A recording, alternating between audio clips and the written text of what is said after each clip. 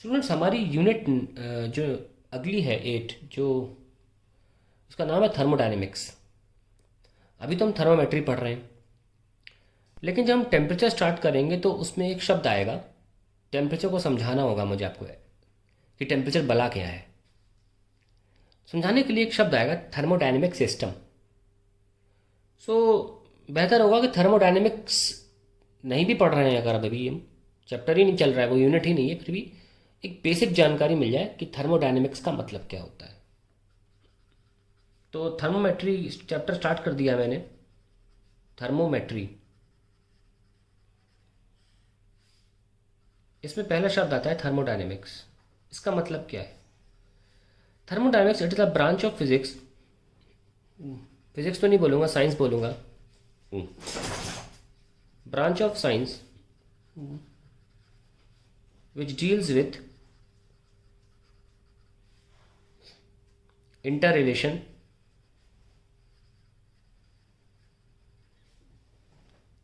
between heat and other form of energies and other form of energies। अब other form of energies क्या हो सकती हैं? एक तो वर्क होता है, एक इंटरनल एनर्जी होती है,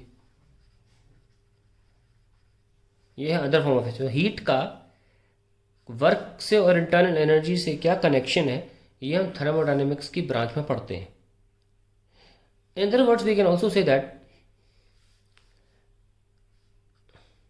it is a branch of science in which we study about the change of one form of energy into another form of energy। We also study about the transfer of energy।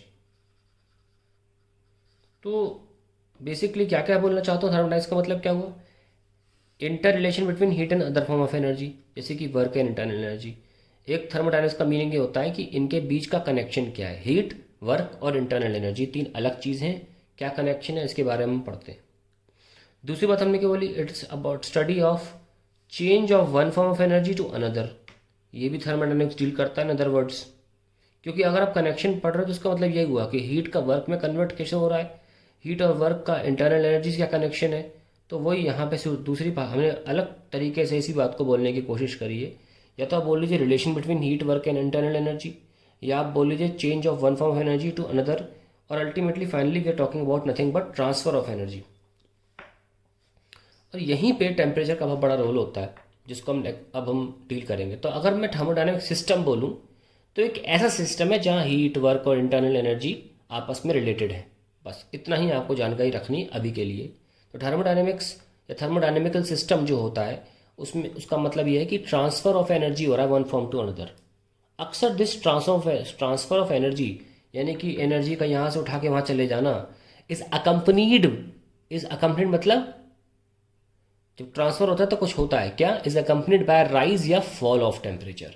अगर energy अंदर डाली जा रही है तो temperature rise होता है, निकाली जा रही है तो टेम्परेचर फॉल होता है। ये तो हम सबको पता है, इसीलिए वर्ड बार बार आएगा थर्मोडायनेमिक सिस्टम, थर्मोडायनेमिक सिस्टम, क्योंकि थर्मोडायनेमिक सिस्टम का कनेक्शन टेम्परेचर से बिल्कुल जुड़ा हुआ है। तो आप ये ना सोचें कि ये किस चीज़ का नाम लिया जा रहा है, इसलिए बेटर होगा कि आप पहले जान लें कि थर्मोडायनेमिक सिस्टम वह होता है जिसमें एनर्जी का transfer of energy takes place from one form to another, and it is always accompanied by some change in temperature, either rise or fall. So I think we can now start with temperature.